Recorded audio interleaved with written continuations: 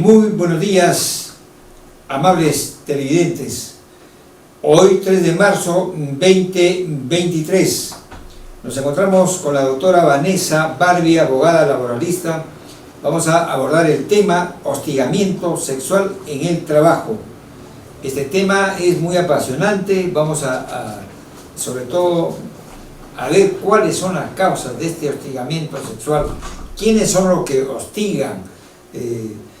Entonces vamos a ver, pero antes quisiera decirles que el oficial mayor del Congreso de la República, al verse, claro, él está acosado, pero no sexualmente, sino acosado de tanta denuncia, tuvo la obligación, se vio obligado a denunciar y encima dice que los congresistas deberían recibir solamente 5.000 soles mensuales.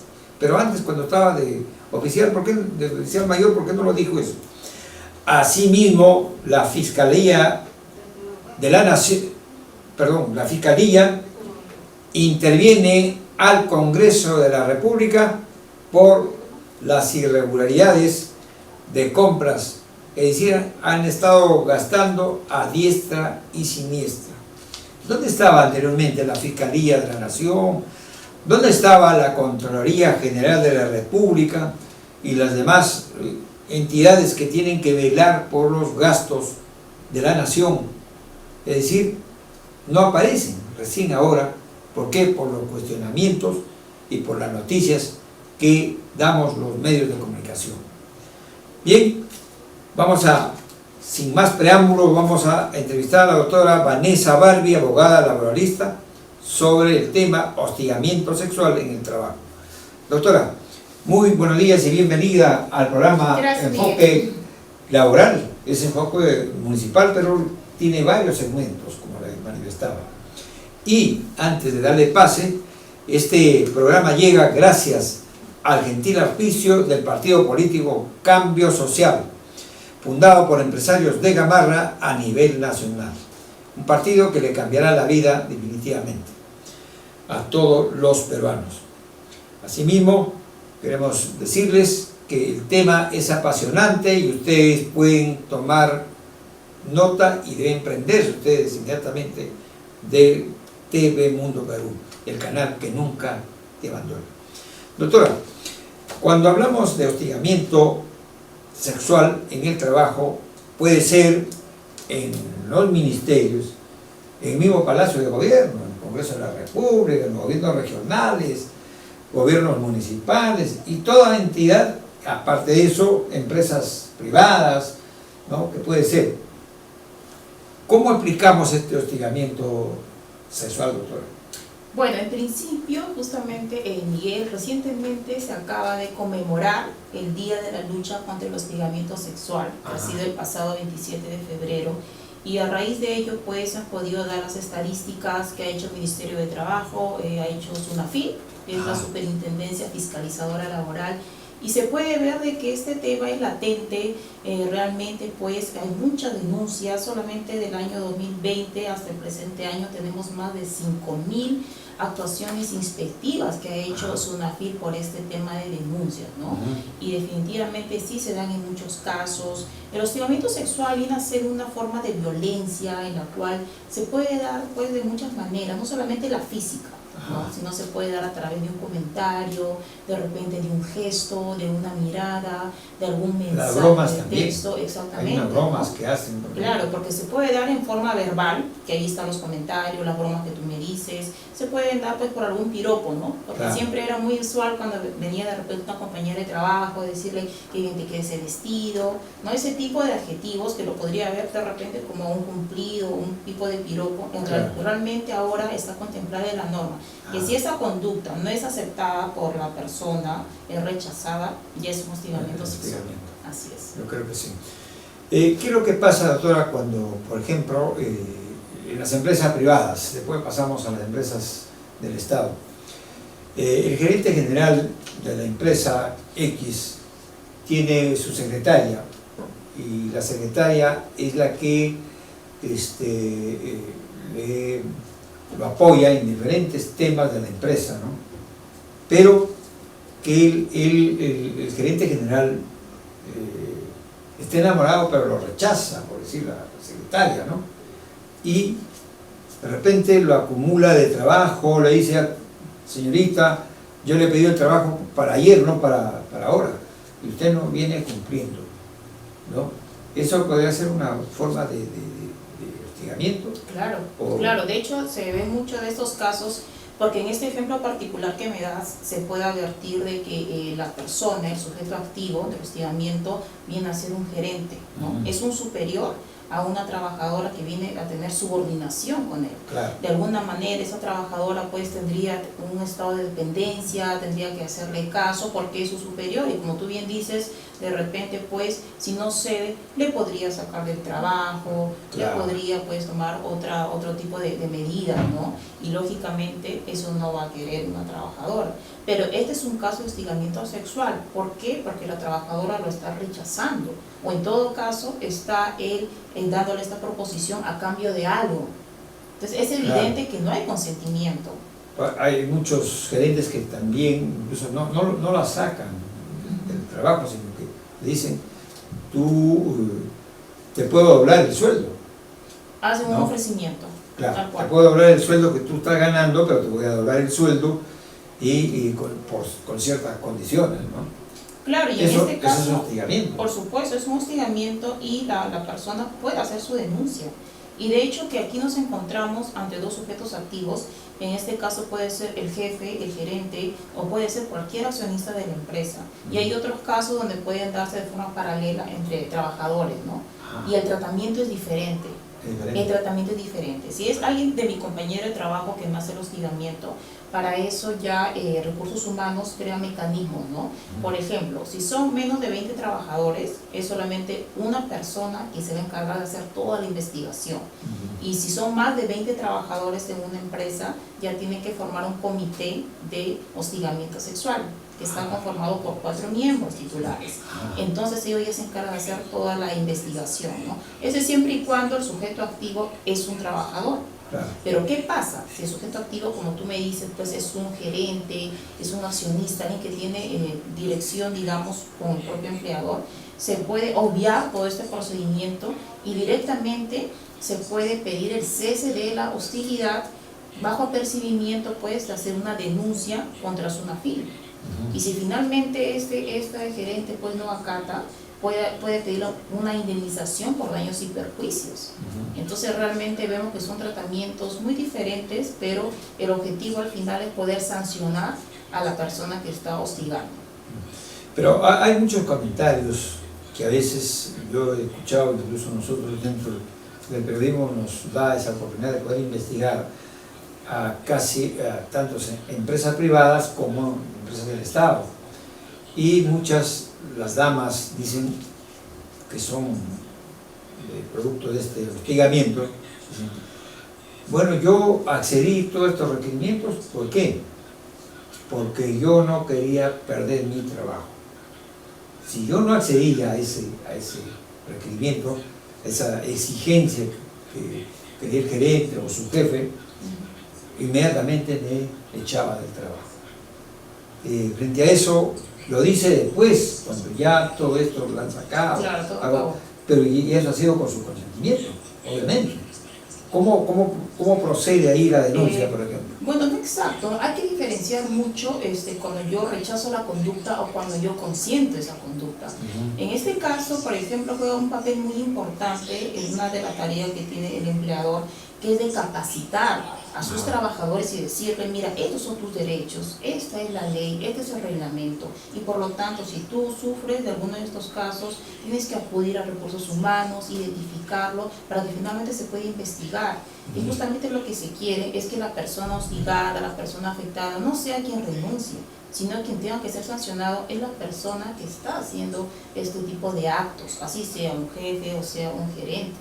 Pero lógicamente el caso que tú me das es una trabajadora que no sabía sus derechos, que ella pensaba que si no le hago caso o no acato voy a tener que renunciar, entonces prefiero yo aguantar y estar trabajando siempre en todo momento hostigada, y eso es lo que no se quiere. Justamente este reglamento es para que todos los empleadores tengan la obligación de capacitar. Ahora, de no cumplir con esta capacitación, ya es una infracción muy grave, ¿no? Y por eso está SUNAFIL, que ellos pueden pues sancionar a una empresa que incumpla con una capacitación a sus trabajadores, hasta una multa que puede llegar, si son régimen general, más de 240.000 soles, ¿no? Por cada trabajador afectado. Entonces realmente está pues muy serio eso.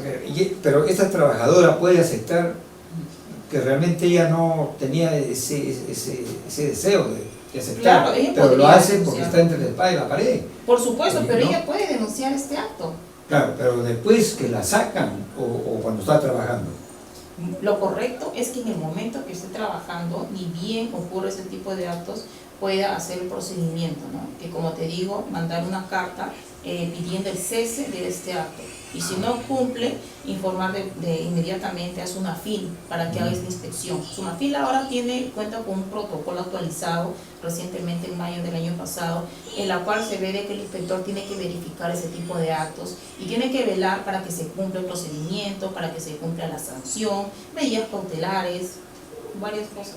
Pero si nos ponemos a investigar todo esto, vamos a encontrar pues diferentes actos que han sucedido y que prácticamente las autoridades no han tomado, no le han dado la mayor sobre todo, atención a esto, sino que lo dejan avanzando. Bueno, pues estos son casos, hay otros casos de mayor importancia, entonces como que no le dan la debida, pues, sobre todo, claro, atención de estos casos que son relevantes, pero prácticamente con la autoridad que tenemos así, creo que esto no se puede llegar a normar, por lo menos a que exista poco hostigamiento, por lo menos, ¿no? Y bueno, y otras damas también hostigan al varón. Claro, ¿Eso cómo se da? Las víctimas, en realidad, esta norma protege no solamente a las mujeres, sino también a los varones y a las personas también que tienen otro tipo de orientación sexual, ¿no?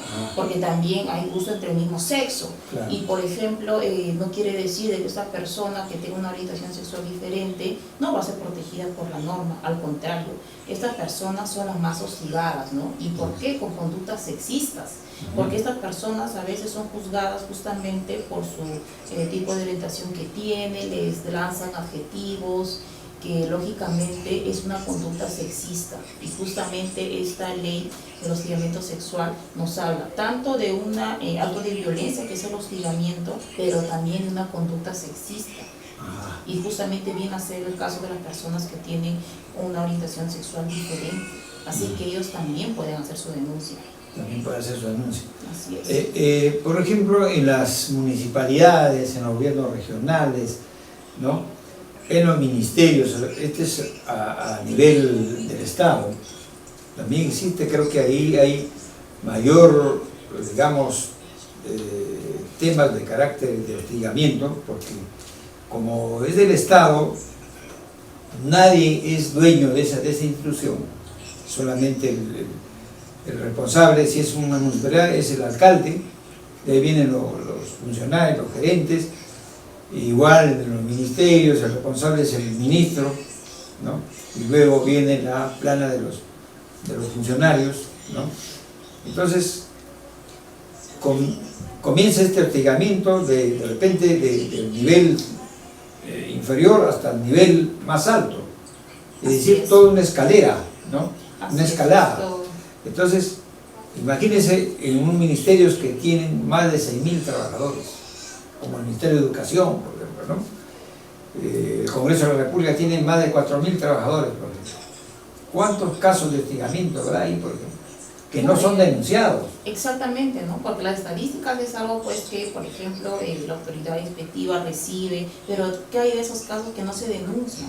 Que lo hacen no solamente por desconocimiento, ¿no? Sino también por miedo, lo hacen porque, como tú dices, pueden perder el trabajo o piensan que no van a encontrar esa garantía en sus empleadores. Entonces hay muchos que no lo hacen, ¿no? Pero justamente estas normativas, en realidad, Miguel, de nada serviría si no hay un grado de sensibilización que tiene que empezar por los propios empleadores, en este caso recursos humanos. No debe faltar la capacitación y todo trabajador tiene que saber que su derecho es denunciar. Doctora, y hay cierta provocación, cierta motivación. Por ejemplo, el congresista, que ya ahora no es congresista, es congresista, no sé si se acuerda usted, el congresista Raúl Díaz, que le ha costado, ahora lo iban a mandar adentro, pero está con detención de convalecencia, algo por el estilo, ¿no? Y según tenían una labor muy titánica, digamos, en el Congreso de la República, y le dijo, ¿sabe qué? Le dice el congresista a su secretaria, ¿no? Hoy nos quedamos para tomarnos unos tragos o unos vinos, porque nos hemos quedado trabajando hasta tarde y hemos logrado. Y ella acepta, la chica, quedarse, y no solamente se queda 1 hora, sino se queda hasta las 2 de la mañana. Se queda, y además era su secretaria, ¿no? ¿Cómo se interpreta eso, por ejemplo? ¿Ella debió quedarse o debió quedarse 1 hora? Bueno, decir, si era para brindar, ¿por qué tengo que quedarme hasta la 1, 2 de la mañana? Y sobre todo marearse, porque ella también está en un estado etílico. Entonces, ¿eso cómo se contempla, doctora, ese caso? Claro, este es un caso que hay muchos factores, ¿no? Porque para empezar estaba fuera de su hora de trabajo y también había un grado de dependencia, de subordinación. Claro. Como tú bien dices, a veces los trabajadores que no conocen bien sus derechos piensan de que tienen la obligación, que por el hecho de ser su jefe o ser un superior, tienen la obligación de hacer ciertos actos. Entonces, en este caso podría darse de que ella se sentía obligada, que podría decir, si yo no hago esto, al final va a haber pues una venganza por parte de él. O muy diferente, que él pueda acreditar de que realmente ella se quedó porque era su consentimiento, porque ella pues estaba de acuerdo. Son cosas muy diferentes, ¿no? Habría que analizar eso. Claro, ahora, y no solamente pues se quedó, ¿verdad?, sino que ya el congresista abusó de ella. Abusó ya, o sea, claro. Ella sale ya en un momento, pues, parece que le habría dado un somnífero, digamos. Probablemente, ¿no? Puede causar que ella se despierta y se despierta, pues, prácticamente en un estado ya grave, ¿no? Lo que le ha sucedido, ¿no? Pero, y eso no es una irresponsabilidad de ella de haberse quedado hasta... Como le digo, sería pues muchos factores para poder analizar, pero así ella se ha quedado con su consentimiento, si se acredita de que realmente ella pues tomó alguna sustancia. Ajá. Era porque él tuvo que utilizar eso contra la voluntad de ella, si no, no lo hubiera hecho. De repente no, ella no ha visto tampoco, ¿no? Probablemente. Y claro. Ahora te digo, estos casos también está tipificado en el Código Penal, y es por eso que este congresista está en curso. Sí, ya lo sacaron también, ya lo destituyeron. Claro, y eso está actualmente, hay una pena privativa de libertad, que incluso ya ha habido en la Corte de Lima Norte, ha dado una prisión efectiva, no solamente comparecencia, sino está en la cárcel una persona de que hizo estos actos de hostigamiento a través del internet, solamente por mensajes. Entonces, no solamente a nivel laboral, sino también se puede denunciar y se puede investigar a nivel fiscal, ¿no? Ministerio Público. Claro. Entonces, y así hay diferentes casos en el Congreso, como estábamos hablando, ya ese tema. En los despachos, por ejemplo, de la alcaldía de los municipios distritales y provinciales, también los alcaldes tienen su secretaria, ¿no? Los alcaldes su secretaria, y también son acosadas, pues, digamos, probablemente no me consta que alcalde es acosador, ¿no? Pero algunas no denuncian o simplemente pues de repente se convierten en sus amantes, digamos, ¿no? Amantes de los alcaldes. Ahora, ¿no? Cuando se dan ese tipo de actos, no es necesario que la propia parte afectada haga la denuncia. No debe faltar por ahí algún testigo o una tercera persona que sepa, y ellos pueden hacer la denuncia. Y recursos humanos ya hasta de oficio puede iniciar la investigación. Pero el hecho es de que haya tolerancia cero. Porque como te digo, muchas personas no lo hacen por miedo, por temor. Entonces, para eso también se necesita. ¿Y las pruebas? ¿Cuáles son las pruebas? Por ejemplo, si una persona, una tercera persona denuncia, ¿y qué pruebas presenta? Porque una cosa es, porque siempre en la administración pública hay el rum que se dice, ¿no? Pero su secretaria o las chicas tales se comenta, se dice que estaría con el alcalde. No dicen, está con el alcalde, Y ¿sabe qué dice? Y hay que hablarlo claramente porque todos somos adultos. Es su mujer. Entonces viene, pide, pero en la práctica hay que ver si es verdad o es simplemente un descubrimiento, un chisme que se está regando dentro de tanta gente, ¿no? Mira, para empezar, justamente ese tipo de casos sí tiene que ser probado, ¿no? En principio, en las pruebas tiene que ver la manifestación de la parte afectada, ¿no? Muy importante que ella dé su declaración y que también esa declaración pues sea consistente, que nunca entre en contradicciones, ¿no? Porque ¿qué pasaría si primero da una versión y después dice otra versión? Eso también puede como que dar la sensación que hay de repente alguna mentira. Entonces, ahí puede haber de repente una mala fe de quien exacto, daño porque al alcalde, también se puede dar, ¿no? También se puede dar esos casos. Por eso es muy importante recursos humanos, el comité de hostigamiento sexual, quien tiene que llevar estas investigaciones. Y lo importante es que si esa declaración pudiera acompañada con grabaciones, con WhatsApp, o de repente determinado área pues tiene una cámara de vigilancia, también se podría actuar esa prueba, podría llamar testigos. Este es como un mini juicio, con la diferencia de que aquí se tienen que respetar los plazos, ¿no? Claro, lógicamente uno va al Poder Judicial y ya se desmotiva porque sabe lo que va a demorar, pero la diferencia acá es de que el empleador tiene un plazo específico para realizar todas las investigaciones y tener ya una resolución final.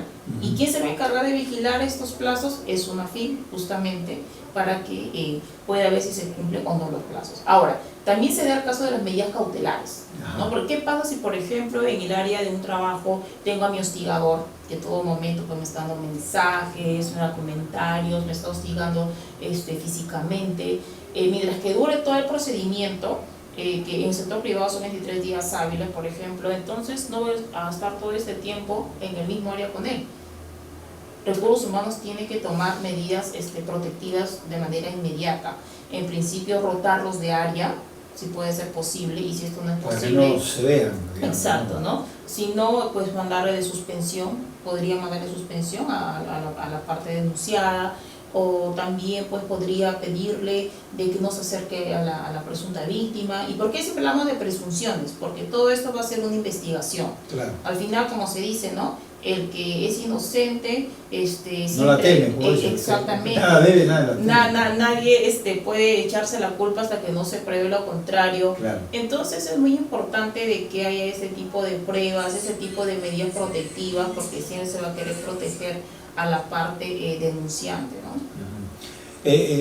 Hay personas, pues, sobre todo las que son afectadas, se retractan o simplemente no denuncian, porque la persona que ha denunciado le dicen, ¿sabes qué? Yo no hay ningún problema, yo no tengo ningún aspecto de acercamiento. El alcalde, por decir, a mí no me ha acosado, yo no soy, simplemente cumplo mis funciones de trabajo y punto, llega la hora y me voy. Y eso es mentira de la señora o el señor que ha denunciado. Claro, por ejemplo, puede decir que no, o sea, ¿cómo queda el denunciante? No, en este caso, si solamente tienen pues pruebas, su propia manifestación, digamos, entraríamos, ¿no? Como si es tu palabra contra la mía, algo así. Por eso siempre es importante que esto lo puedan ayudar con pruebas, con pericias psicológicas también, para poder ver cuál es el perfil, en todo caso, de la persona denunciada, ¿no? Porque lógicamente, en principio, la parte que está siendo investigada lo puede negarlo. Pero si puede aportar otra prueba, de repente la parte denunciante, qué tal si da algún mensaje en su celular o algún tipo de grabaciones. Esa es una o prueba. algún testigo. Sí, son pruebas que se tienen que tomar en cuenta. Claro. Al final todos van a querer aportar las pruebas que sean posibles para que su denuncia salga fundada y puedan sancionar a la persona hostigadora, porque si no hay pruebas que realmente corroboren y, como te digo, su manifestación entra en alguna contradicción, entonces esta denuncia también podría declararse infundada, ¿no? También se podría dar esa situación. Incluso le puede hacer una querella a la persona que ha denunciado y no tiene pruebas, por ejemplo, exacto, ¿no? La ley también nos habla que si en este caso sale una denuncia pues infundada, queda ya con la reserva de la propia persona, ¿no? De la persona que ha sido denunciada, de dar alguna pues demanda por indemnización, por daños y perjuicios, pero eso ya corre por su propia cuenta de la parte denunciada, que ha sido investigada, ¿no? No tiene nada que ver el centro laboral. Pero no solamente es la persona que ha sido denunciada, pues ahí habrían dos personas, ¿no? Por ejemplo, le decía yo de un alcalde, por ejemplo, el alcalde y su secretario, pero la secretaria dice: yo no tengo nada que ver con esas denuncias que está haciendo Juan Pérez, ¿no? Yo no tengo nada que hacer en absoluto y por lo tanto no me está haciendo daño dentro de mi imagen como secretaria y también le está haciendo daño al alcalde. Entonces, yo voy a hacer una querella para que me pruebe esto tajantemente o qué es lo que viene sucediendo acá. Puede ser políticamente, puede ser... Bueno. Claro, en ese caso, entonces que me comentas, ella no rechazaría la conducta. Al contrario, lo está negando, ¿no? Porque ella dice que le prueben. Como que le están limpiando al alcalde. Claro, entonces aquí, por ejemplo, no se cumpliría con el requisito que se habla de rechazar la conducta. Porque aquí hay que rechazar la conducta. Tiene que ser una conducta no consentida, una conducta no bienvenida, que tan solo pues con los actos que se le pueda hacer a la presunta víctima ya haga imposible su desarrollo laboral. Porque aquí estamos enfocados en el tema laboral. Cuando alguien es hostigado laboralmente en su centro de trabajo, lógicamente ella no puede concentrarse, no puede tener la misma productividad porque está siendo pues afectada, ¿no? Claro. Y de una manera muy grave, porque cada persona es diferente. Ahora, todos pueden pensar de que ese tipo de actos se da en el mismo centro laboral, ¿no? En un local, pero no es así. Se puede dar en cualquier espacio público también, siempre y cuando sean compañeros de trabajo o esté ante un jefe. Por ejemplo, cuando hay desplazamientos, viajes, hospedajes, fiestas de aniversario, claro. Ese tipo, ¿no? Nosotros hemos tenido casos en el estudio cuando dan una fiesta de aniversario y justamente se ve cuando ya entre copas el gerente justamente pues comienza a decirle unos comentarios, ¿no? De contenido sexual a su trabajadora. Y su trabajadora lo grabó, ¿no? Lo grabó todo, tenía el material. Todo lo que exactamente, se hizo la denuncia y al final pues se amparó la demanda y tuvo que indemnizarlo, ¿no? Y muy aparte que, como te digo, ese tipo de actos ya está tipificado como un acoso sexual. El que persigue, asedia a una persona, le manda imágenes, claro, tiene hasta 7 años de pena privativa, ¿no? Debería haber, los ministerios, las mismas municipalidades tienen una oficina incluso que ven los casos de las damas o de las mujeres, no solamente de las mujeres, los hombres también, para ver, por ejemplo, por lo que no le pasan alimentos, ¿no? Entonces ven estas oficinas que tienen en el campo municipal, ¿no? Y también debería haber estas oficinas de carácter de hostigamiento, ¿no? Claro, es que ahora es obligatorio, claro. Ahora es obligatorio en el sector privado, en el sector público, incluso también hasta las empleadoras del hogar. Claro. Las empleadas del hogar también tienen su propia guía que tiene el Ministerio de Trabajo y ellas también tienen todos sus derechos ante este tipo de actos de poder ir a denunciar y de investigar, ¿no? Y es justamente una FIL la que está encargada de poder recibir estas denuncias y hacer todo el procedimiento de investigación. Claro. Entonces vemos que esto ya es algo general, muy bien. Es algo general y por lo tanto hay una obligación de toda institución, de todo empleador, de poder tomar este tipo de prevenciones y también sancionarlas, ¿no? Claro. Por eso ahora es obligatorio, si no tienen pues que son pagar una infracción, una multa, y creo que claro. Ningún empleador va a querer eso, ¿no? Así es. Yo creo que todo esto, ¿cuántos abusos hay seguramente en diferentes estamentos de la actividad privada como mira, solamente pública, en el sector privado recientemente es una fila publicado que en lo que va desde el año 2020, que estamos en plena pandemia hasta la actualidad, pues son más de 5.000 inspecciones que está haciendo, ¿no? Y como te digo, considerando que hay personas que no hacen ese tipo de denuncia, entonces estamos ahí pues ante un anónimo, bastante cantidad de personas que por vergüenza o por desconocimiento no hacen ese tipo de denuncias. Pero justamente para eso está SUNAFIL, para que pueda concientizar y sobre todo vigilar que se cumplan estas normativas, claro, en todas las instituciones. Por otro lado, pero casi los funcionarios o empleados de ministerios se salen casando con sus compañeras de trabajo incluso, ¿no? Bueno, si Y están pasan, con sentimientos claro, es muy diferente. pasan a engrosar más la cantidad de gente, porque de repente se va y lo deja a su hijo trabajando incluso. Bueno, eso es natural, claro, que se case una... En estos casos, si es consentimiento, no tiene nada que ver con el hostigamiento sexual. El hostigamiento de ley tiene que ser que haya rechazo a la conducta, que la conducta no sea bienvenida. Y si eso pues puede acreditar la parte denunciada que sí hubo un consentimiento, entonces ahí no habría ningún problema. No estaríamos ante un acto de hostigamiento sexual, ¿no? ¿Y cuáles son los, en la parte médica decimos, siempre escucho, ¿qué síntomas tiene usted? Para ver si a usted le duele la cabeza, le duele el estómago. ¿Cuáles son los síntomas, por ejemplo, de un acosador? Que obviamente no se declara todavía que es acosador. ¿Cómo se mide la intención de esta persona que quiere acosar a una determinada señorita, o de repente una mujer a un varón? ¿Cuál es el procedimiento que se puede estudiar acá?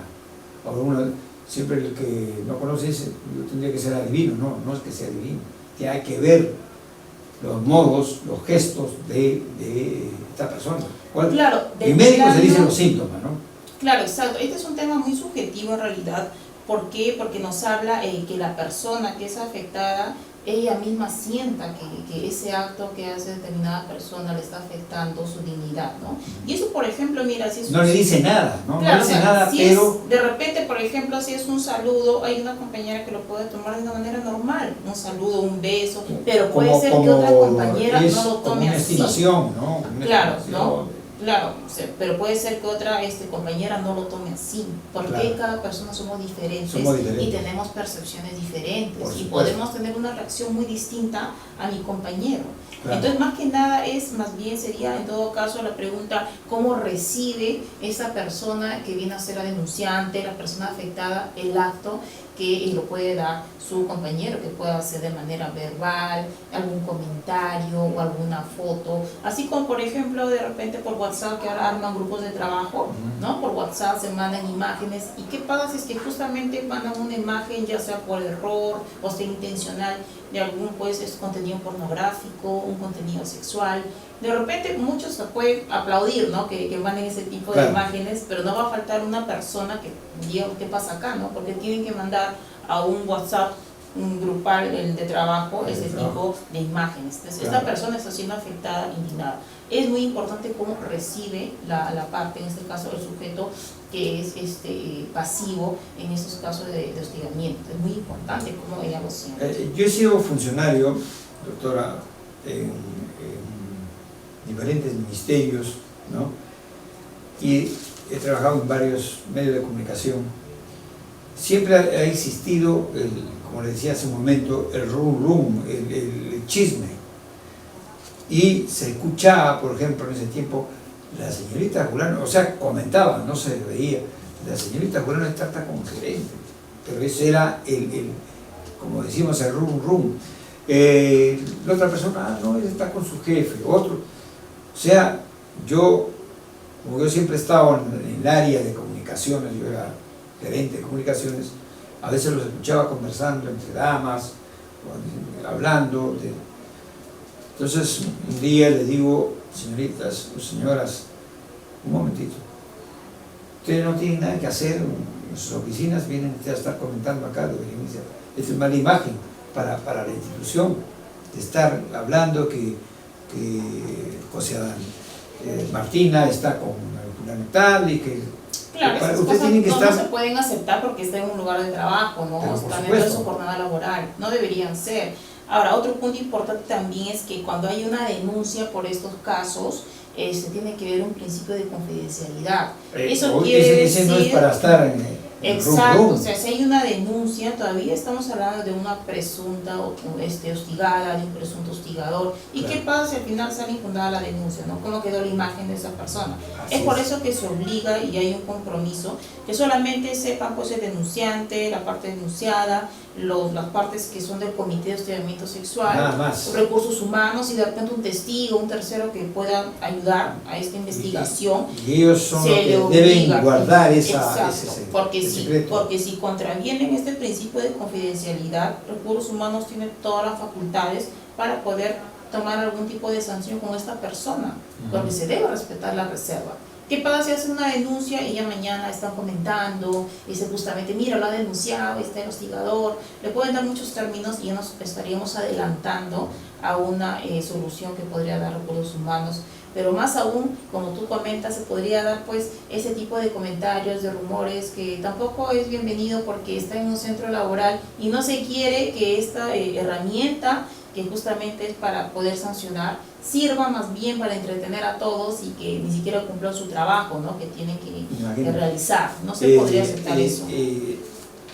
Habían también, por ejemplo, que señoritas en la mañana salían a tomar su desayuno, por decir, pedía permiso, sus jefes de área, decían, bueno, voy a tomar mi desayuno, pero ese desayuno se utilizaba 1 hora para que regresen. Y regresaban conversando, y algunas, para conversar estos temas que le he manifestado, no había ningún problema, pero algunas se desmayaban en el momento, como que el desayuno les hacía daño, y cuando iban a buscar al gerente tal, no estaba la secretaria, porque obviamente que la secretaria es la que tiene que recibir y decir, ha venido tal persona y quiere conversar con usted y van a ver sobre este tema por acá, y se enfermaban. Pero tenían tiempo para chismosear, pero al momento de regresar, como que se enfermaba y se iba al hospital, al área de salud. Entonces, y eso le demandaba 2 días, 3 días de descanso, bueno, por el estilo. Y entonces, para chismosear no había ningún problema, estaban sanos. Pero para el momento de trabajar, claro, esa es cuestión ya de trabajo, pero para chismosear que justamente está de la mano con el hostigamiento, ¿no? Ahí sí estaban sanas, ¿no?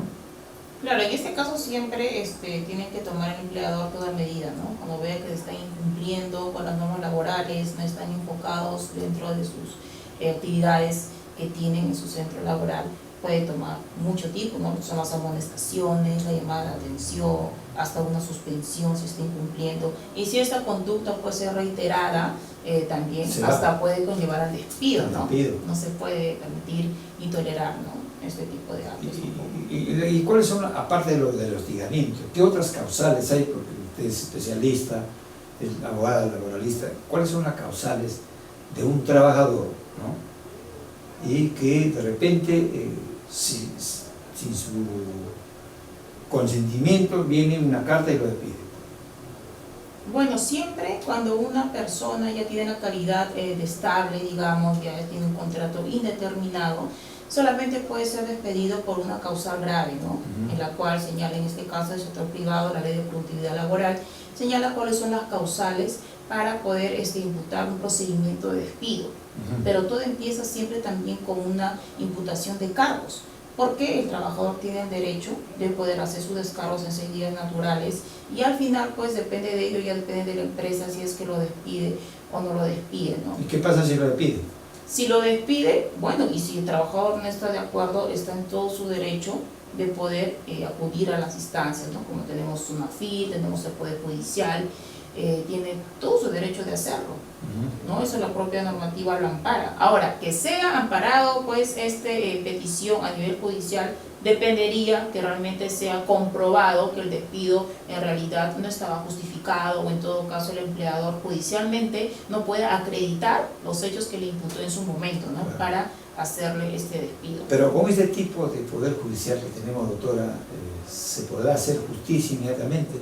Porque hay juicios que demoran 8 años, 10 años, bueno, en realidad, es casi como el seguro social. En realidad sí tenemos mucha nosotros bastante dolencia con el Poder Judicial, ¿no? En realidad suele demorarse Pero bueno, al menos con la nueva ley procesal del trabajo se trata, al menos el mismo día que ya se admite una demanda, ya da una fecha de audiencia, ¿no? De forma inmediata, al menos. Cuando te acuerdas su demanda, te admiten la demanda y ya te dan la fecha de audiencia de conciliación. ¿Y en todos los demandas? ¿No solamente en laboral? ¿O en otros, por ejemplo, de carácter no, penal? solamente en el caso laboral. Laboral. Solamente en el caso Porque laboral penal, contamos con una nueva ley. Porque de penal usted como dicen, me voy a hacer adulto y nunca salen los juicios, por ejemplo, ¿no? Claro, y justamente eso es lo que desanima, ¿no? De repente a muchas personas poder hacer. ¿Para qué voy a poder judicial? Porque aparte que tienen que invertir, tienen que gastar dinero para llevar ese juicio. Porque si no gasta dinero, ahí se queda, o si no lo mandan al archivo. Entonces, el Poder Judicial es prácticamente un desastre en el Perú. La justicia que demora mucho, pues no es justicia, ¿no? Tiene que ser inmediatamente, imagínense. Claro, o sea, actualmente el Poder Judicial pues hay mucha carga, sí, los procesos a veces avanzan, otros se demoran. Faltan jueces. Depende de la carga que pueda tener, ¿no? Pero faltan jueces, ¿qué es lo que pasa? Los jueces lo hay, ¿no? Sino yo siempre escucho a veces que también no tienen ayuda por la propia carga que tienen, no tienen la ayuda necesaria. También he escuchado, ¿no? Muchos factores. ¿Carga de conciencia o carga del trabajo? Bueno, tienen bastante carga laboral, ¿no? Tienen bastante carga laboral, hay muchos expedientes. Pero para eso y a veces son también paran jueces. cambiando a los jueces, ¿no? A veces está un juez de licencia, hay otro juez que resume los casos, y justamente este juez no puede resolver determinado proceso. Doctora, ¿no será que cuando se van a almorzar de repente les hace daño el almuerzo y ya no vienen a trabajar de repente? O sea, yo estoy la verdad, suponiendo. Desconoceríamos cuáles son los motivos, ¿no? Porque, ¿qué es lo que pasa? Acá tiene que haber una reingeniería del Poder Judicial, sinceramente. Yo siempre he comentado esto, pero no me voy a cansar de decir. Es la justicia en el Perú, sobre todo el Poder Judicial, el Ministerio Público, es desastrosa, hay que decirlo, es pésimo. El litigante que quiere ver un tema se muere y nunca lo ve, si ganó o perdió. Entonces, todo esto, ese es en el tema judicial. Yo le decía del seguro hace un momento, seguro social. También es le dan, por ejemplo, usted va a sacar una cita, y te dan para sí, te dan para 2 meses, 3 meses, otra para el próximo año, y le sale cuando uno ya está lamentablemente en el hospital, no, ya está en el cementerio, que recién dice, ¿sabe qué? Le ha salido la cita ya? Entonces hay que llevarlo al muertito ahí, la cita, y decirle, ya salió la cita para que te vayas a atender. Sí, entonces, lamentablemente estamos pasando un difícil. Son temas que realmente ojalá que se vaya esto ya mejorando, se vaya dinamizando en todos los aspectos, porque en todos los rubros está pésimo en el Perú. No sé si ha existido presidentes de la República anteriormente o no, parece que no han existido. No sé qué, y cuando lleguen no sé para qué entran. ¿Cuáles son los cambios, sobre todo de carácter, porque acá lo que quiere la población es cambios, y rápidos y urgentes? No, imagínense como que si no hubiera existido presidente de la República, han pasado más de 2 años, 3 años, y sigue un país que tiene de todo. Lo que estamos comentando no se puede dejar siempre tocar un poquito la política, porque siempre va a existir, doctor. Entonces, 200 años, que un país que tiene todo, doctora, costa, selva, sierra, un país, uno de los mejores o los primeros en turismo, sin embargo no explotamos esto, y existe esta problemática de que la inestabilidad política que no deja avanzar a un país. Así es, estamos paralizados en ese aspecto, ¿no? No podemos avanzar, y bueno, lo que queremos es que esto pueda lo más rápido resolverse, porque al final, como tú dices, somos un país con tantos recursos, somos tan ricos en cultura, en todo, y es una pena que no podamos avanzar, ¿no? Es por ahí precisamente que al menos estas normativas que salen, que pueden desanimar a muchos en el Poder Judicial, en este caso que estamos hablando, por ejemplo, del hostigamiento sexual, son plazos que tienen que cumplirse. Son plazos que eso sí se tienen que cumplir sí o sí, si no va a caer multa a las empresas. Y como te digo, ninguna empresa va a querer ser multada, ¿no? Por ser así. sí tiene que cuidar siempre. Doctora, el tema es muy apasionante, doctora, y vamos a continuar en otra oportunidad, doctora, y vamos a abordar, sobre todo en otra oportunidad, cuál es el porcentaje que existe a nivel nacional sobre el acoso sexual en todos los ámbitos de la administración pública como de la actividad privada. Así es, y tener una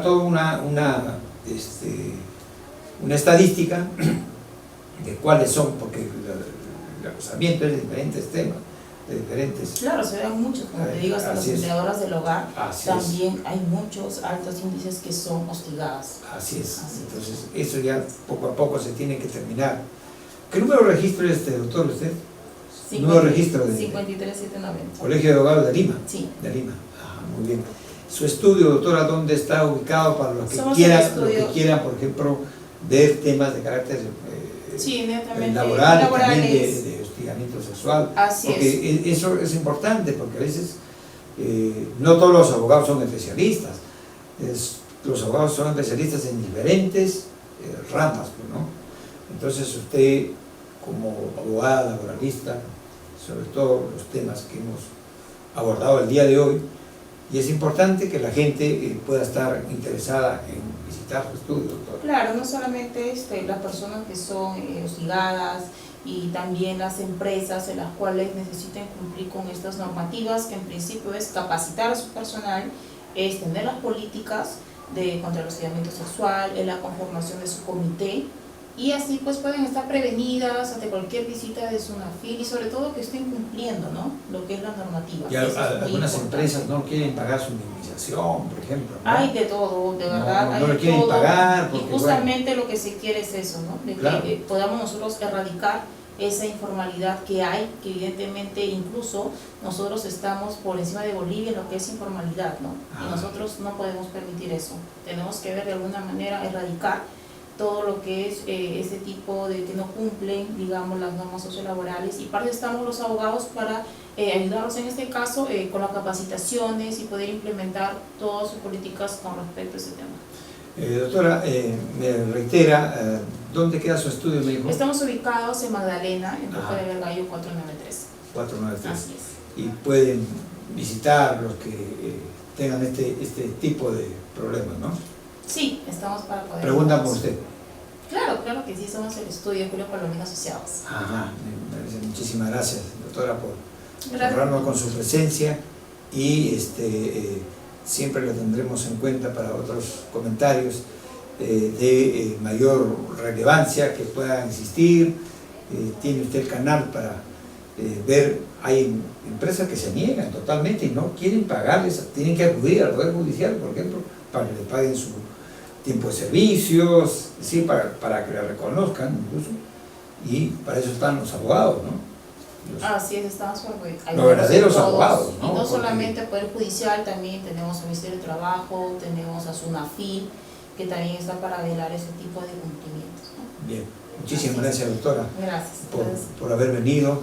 Y antes de despedirnos, queremos decirles, amables televidentes, que este programa Enfoque Laboral llegó gracias al gentil auspicio del partido político Cambio Social, fundado por empresarios de Gamarra a nivel nacional. Un partido que le cambiará la vida definitivamente a todos los peruanos. En TV Mundo Perú, el canal que nunca te abandona, el canal que siempre está contigo. Fue la doctora Vanessa Barbie, abogada laboralista, abordando el tema hostigamiento sexual en el Perú, que pocos abordan este tema. Parece que hay cierto ocultamiento. Sin embargo, hoy en el segmento Enfoque Laboral hemos abordado este tema. Muchísimas gracias, y nosotros regresamos dentro de algún momento para continuar con nuestros comentarios y nuestros invitados. Muchísimas gracias, doctora, y que no sea pues la última ni la primera vez, doctora. Muy amable. Gracias. Muy amable.